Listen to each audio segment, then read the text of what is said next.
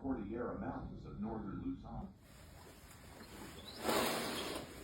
So, very late post ito. So, this was happened last June 12, yung Real Repair Hero dub ako.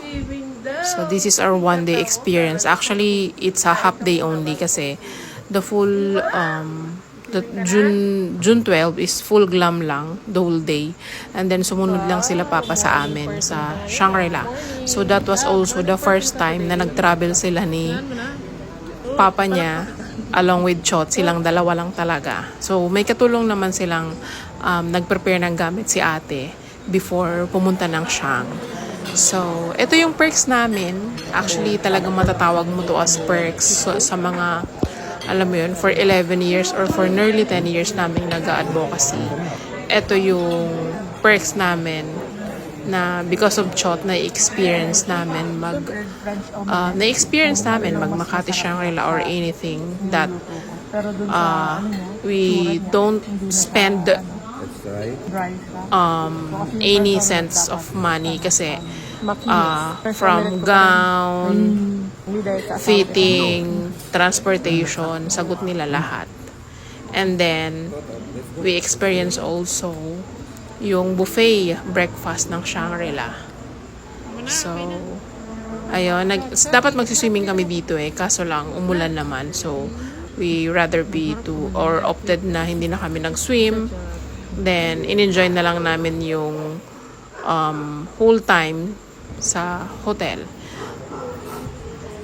Yun lang. Thank you for watching. Yung lakad niyo ni Papa kahapon, how are you feeling? Magaling. Okay naman, okay?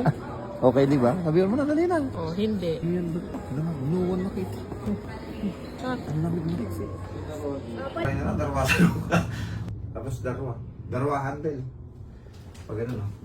Ginagawa na naman. Patariyo doon. Ha? Ano in-interview ko nga si Chot? Your room is maganda? Ha? Yes? You like it here? Ha? Ay, wow! Gusto niya dito eh. Gusto mo dito? Ha? Chot. Mahal dito. Ha? Mahal. It's expensive here. Ang bao mo, anak. Hindi ka nang tobas. Ang gusto mo room ni Chot. Ito mo dito? Oh, dyan lang kayo at magpupunta rin ako dyan. Parang ano Oh.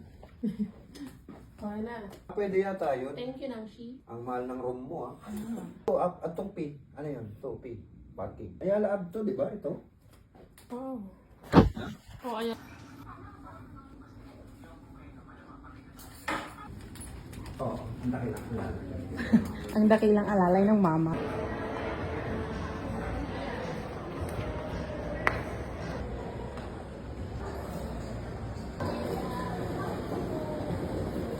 Tayo dyan naka-video Bye, Shang. Thank you for the experience. Iba mo talaga.